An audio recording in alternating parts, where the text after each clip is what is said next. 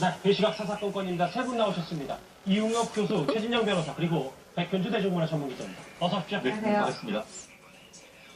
네, 배시각 사사건건이 준비한 첫 번째 주제, 바로 허례.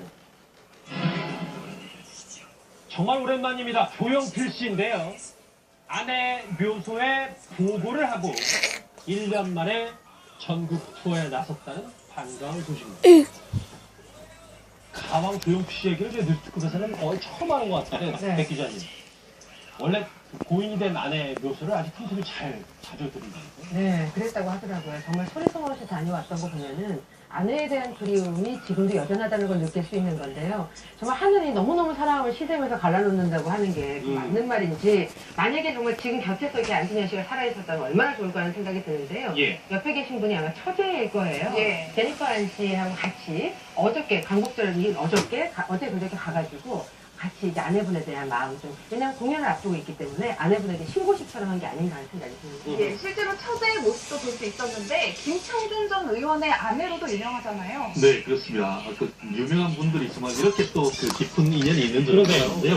사실 김창준 그 전 의원 그 같은 경우에는 한국인으로서 미국에서 첫 하원의원을 했고 삼선을 했던 분이시죠. 뭐 얼굴 이렇게 잘 보시면 아실 거예요. 그렇습니다. 실제로 지금 그 공화당에서 여전히 영향력이 있으시고 네. 지금 여전히 한국 그 신문에 기고도 하고 있는 분인데요. 이분의 부인이신 분이 제니퍼 안인데 이분의 그 언니죠. 큰언니라고 하는데 큰언니가 그 지금 조영필 씨의 이제 부인인 것이죠. 그렇기 때문에 했는데 이분이 이제 성격이 굉장히 좋다. 이게 특히 이제 미국 왔다 갔다 하면서 했는데 지금 동서가 되는 초날의 동서가 되는 그렇죠. 이 김창준 씨가 만나봤더니만 정말 성격이 좋고 이게 그 얼마나 사랑을 했는지 술 담배 정말 좋아했는데 떨어져.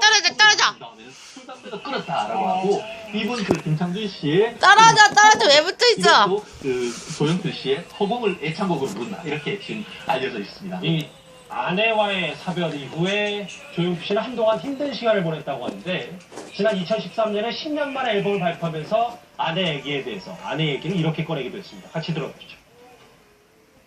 네, 사실 2003년도에 18번째 그 앨범이 나왔었습니다. 근데 그 해에 사실 그 저 개인적으로 좀 슬픈 일이 하나 생겨가지고 앨범을 낼 생각을 못했습니다.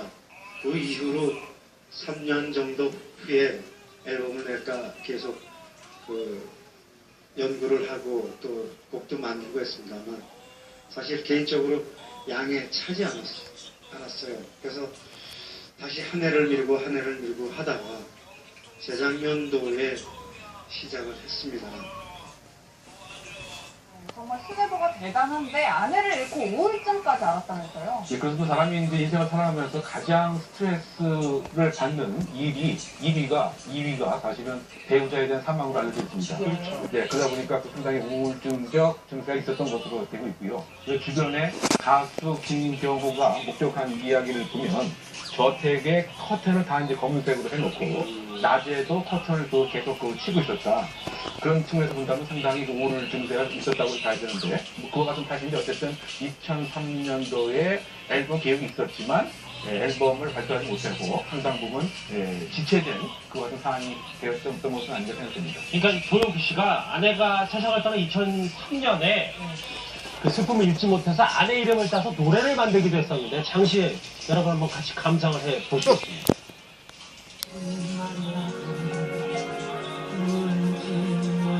에이, 저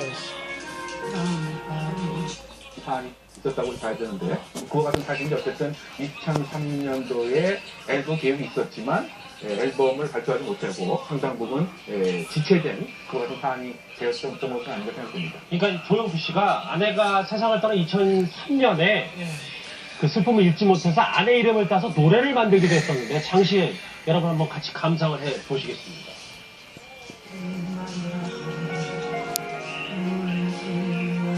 욕을 많이 먹었어? 인상 팍 쓰고 있게?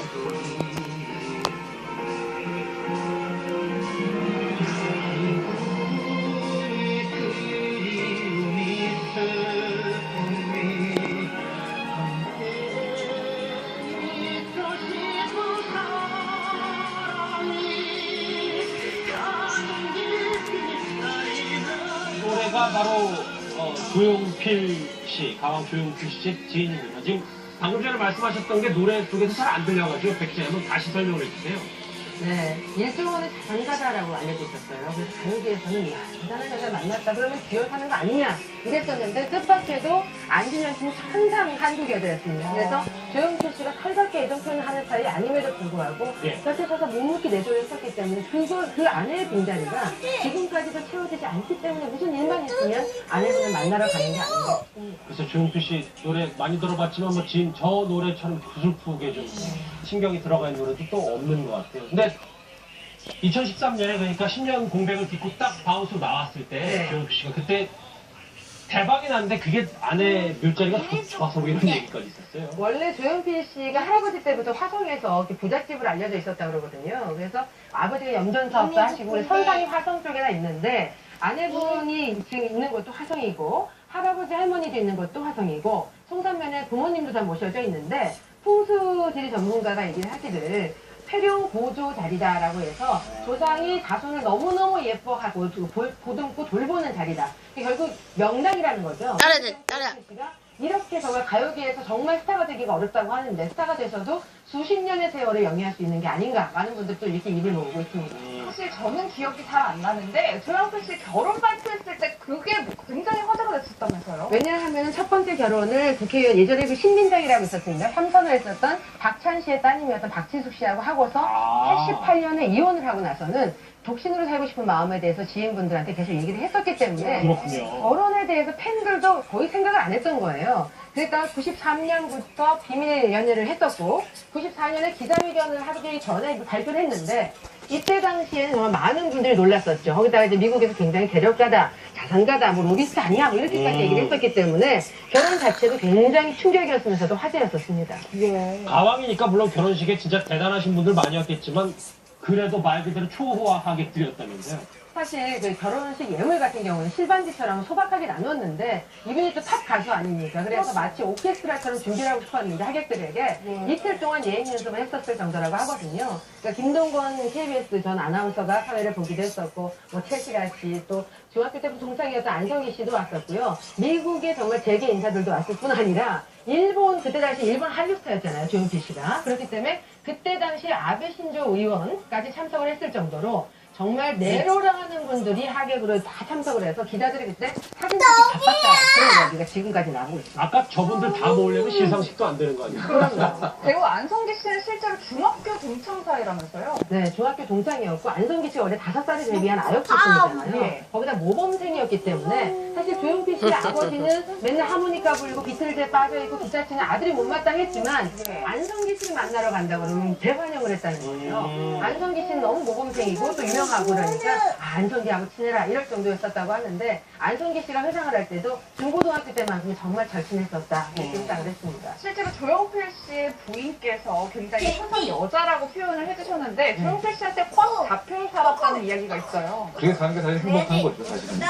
그런 거지. 의미심장한 말이야. 근데 처제의 이제 그 얘기에 의하면 이 언니도 큰 기업을 해서 대단한 사람인데 조용필 씨한테 꽉 잡혔다. 그리고 그 처음 조용필 씨를 봤을 때 정말 작은 거인처럼 느꼈다. 이렇게 진술하고 있습니다. 그런데 지금 이 안진현 씨 자체도 상당히 유명한 대원이었다. 그래서 1967년도에 서울 정신여고를 졸업하고 미국에 이제 이민을 가서 미 텍사스 주립대 세계학과를 졸업하고 네. 워싱턴대 국제경제학과 졸업해서 그야말로 이제 그 정치 경제에 중요한 영향력을 행사할 수 있는 로비스트로 큰 것 같습니다. 그래서 20개 기업의 로비와 경제 자문도 하고 또 그 전에는 은행원 또 연방정부 또 유명한 그 시어스 백화점까지 섭렵을 해서 상당히 재계 경제에 영향력을 끼쳤던 사람으로 알려져 있죠. 조금 보태드리면 어느 정도 내조를 조용조용히 했었냐면 조용필 씨가 음악을 하려고 음악하는 작업실에 들어갔을 때는 똑똑 두드리는 것조차도 심호흡을 하고 들어갔을 정도로 거짓말하지 마!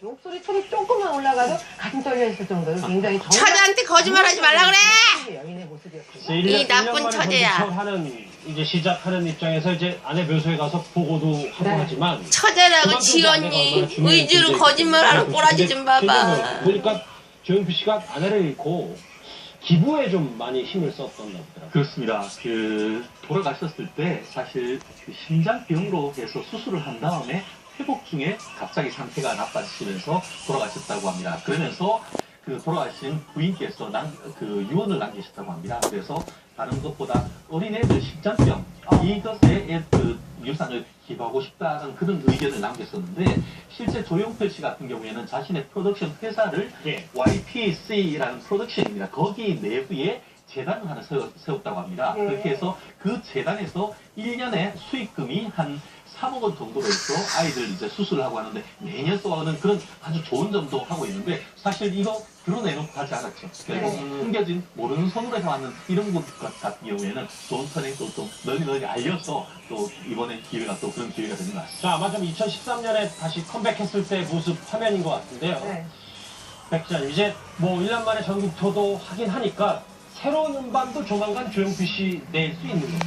계속 준비는 해오고 있다고 합니다. 그래서 아무래도 완성도가 높은 거를 추구하기 때문에 완성도가 됐다라고 하는 타이밍에는 음반을 새로 낼 텐데요. 일단 10월 1일부터 전국 9개 도시를 매주 토요일마다 찾아가는 공연을 한다고 하거든요. 네. 3년 만에 무빙 스테이지를 다시 볼 수 있다고 하니까 팬분들 너무 반가울 것 같습니다. 알겠습니다. 조용필 씨 관련 소식 짚어봤고요. 다음 주제는 재계 얘기입니다. 다음 주제 바로 보겠습니다.